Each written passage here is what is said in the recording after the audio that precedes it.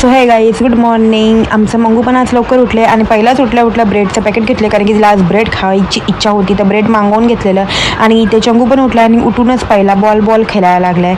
आणि मी त्यांना उठलं ना लगेच विश केली, कारण की आज होली आहे ना म्हणून विश करून घेतली. आणि चंगू पण सांगते मम्मी होली आज खेळत का नाही. आता त्यांना काय सांगू, हे चंद्रग्रहण लागलं आहे ना, आता काय माहिती होली खेळतायत की नाही. सकाळी तर उठून बघतोय. चला तुम्हाला मी बाहेरचं पण दाखवते काय आहे गल्लीमध्ये, कोण खेळतंय की नाही.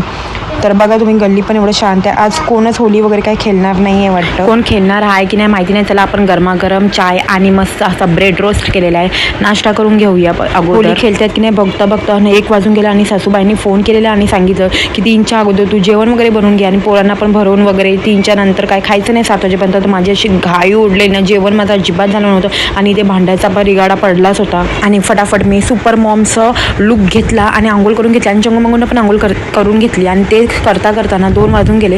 मग फटाफट अगोदर पहिला मी जेवून घेते, कारण की मला जेव्हा टाईम नाही लागत. आणि चंगू मंगूंना जेवण भरवताना ना अर्धा तास निघून जातो, म्हणून त्यांना पहिला मी जेवून घेते, त्याच्यानंतर जेवण वगैरे भरून घेते. जेवण वगैरे भरून झालं ना तर मंगूला डायरेक्ट झोपून गेले आणि चंगूचं कार्टून बघायचं चालू होतं.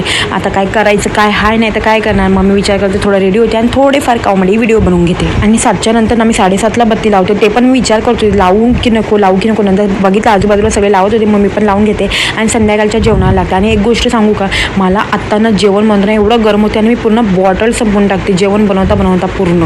माझं जेवण बनवून काम झालं ना, एक काम इथे हमेशा डेलीचं आहे माझं. ते दिवसातून 10 वेळा तर मी या खेळण्यास उचलत. आज होली होती पण चंद्रग्रहण असल्यामुळे ना पनीरच बनवून घेतलेलं, मग नॉनव्हेज वगैरे काय बनवलं नव्हतं. तर ही होती आजची स्पेशल डिश. आणि फटाफट जेवून घेते, कारण की नवरा जेवायला नव्हता, त्यांच्यासाठी चंद्रग्रहण काहीच नव्हतं आणि ते संपलं. बोलल्यानंतर रात्री ते थोडा समजून जातो मी मला काय बोलायचं आहे. तर चला भेटूया पुढच्या ब्लॉगमध्ये.